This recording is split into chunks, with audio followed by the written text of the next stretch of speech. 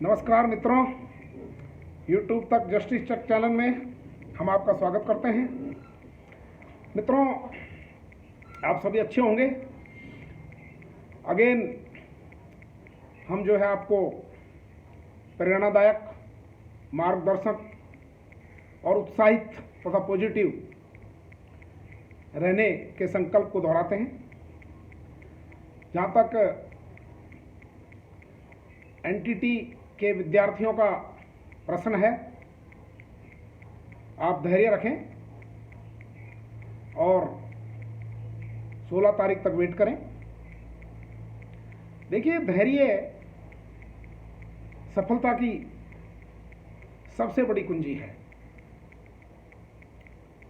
और कुछ पाने के लिए संघर्ष तो करना पड़ता है। महाभारत की लड़ाई देखिए, अन्याय के खिलाफ संघर्ष हुआ, कौरव पांडवों में भयंकर युद्ध हुआ। इसलिए आपको भी इतना ही धैर्य रखना पड़ेगा।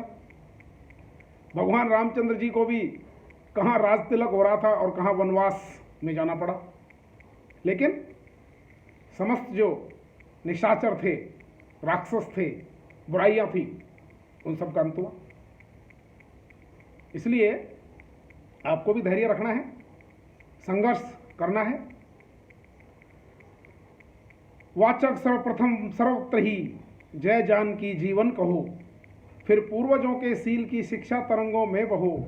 दुख शोक जो सवा पड़े वो धैर्य पूर्वक सब सहो, होगी सफलता क्यों नहीं कर्तव्य पथ पर दृढ़ रहो। कल ये जो है वीर रस के भाव आपको हमने क्यों सुनाए?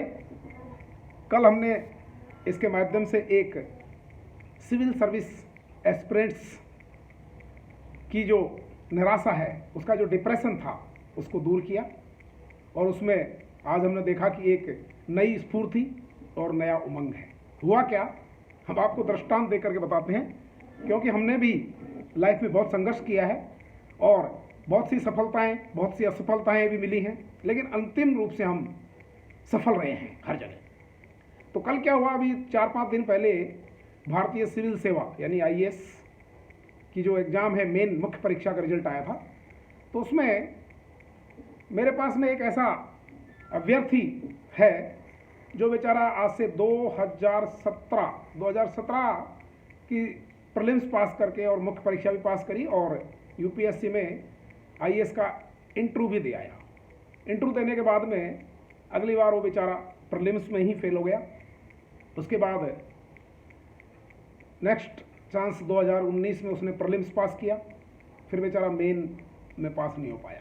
फिर उसने अपना सब्जेक्ट जो था वो ऑप्शनल सब्जेक्ट होता है एक, उसमें सिविल सर्विस में 2 ऑप्शनल पहले हुआ करते थे, अभी एक ही ऑप्शनल पेपर होता है और बाकी जनरल स्टडीज़ के और एथिक्स के 4 पेपर होते हैं। हिंदी और इंग्लिश का एक पेपर होता है और एक ऐसे का पेपर होता है।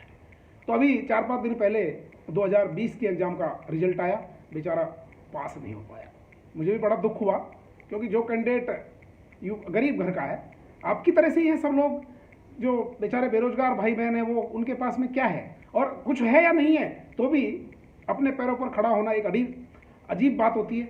एक मन में उत्साह होता है, एक अजीब तरह की फीलिंग होती है।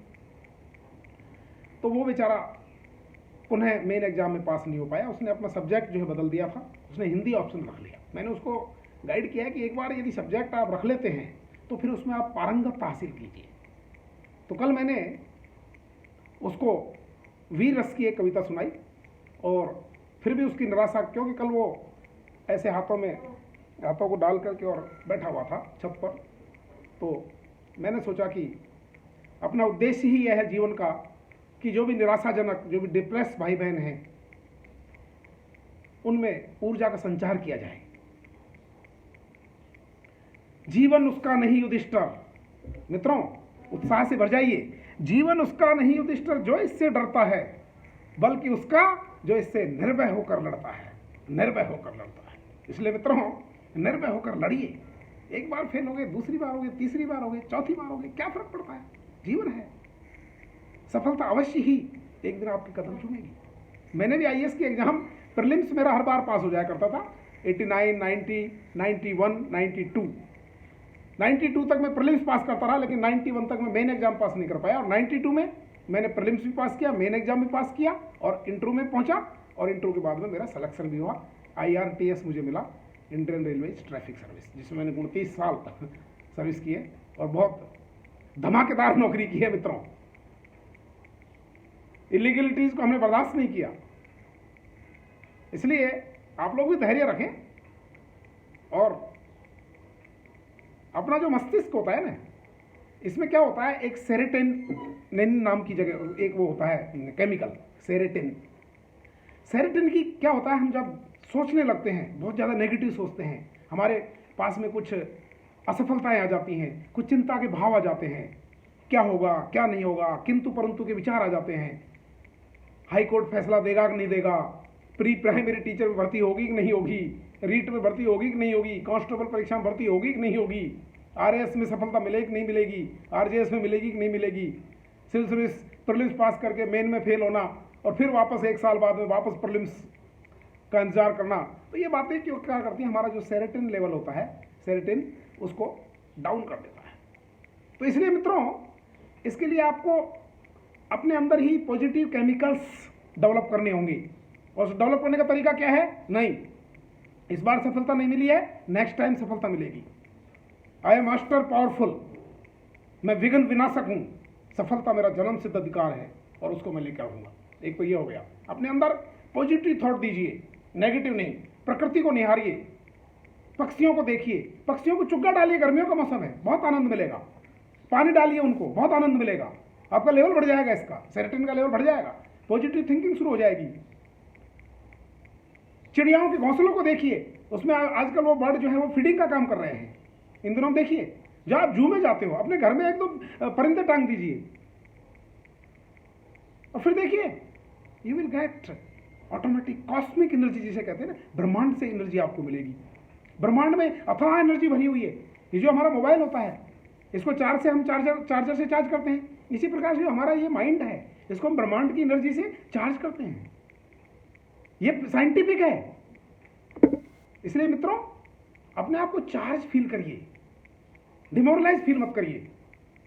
और यदि थोड़ा बहुत वहन कर सकते हो तो मित्रों, पाइनएप्पल होता है ना, पाइनएप्पल, इसका जूस नहीं पीना है, सीधा एक पाइनएप्पल उठा लाइए, 40 रुपए का आता है, 50 रुपए का आता है, 7 दिन चलेगा, उसको खाइए, सेरोटोनिन लेवल बढ़ जाएगा आपका, आपके थॉट्स चेंज हो जाएंगे।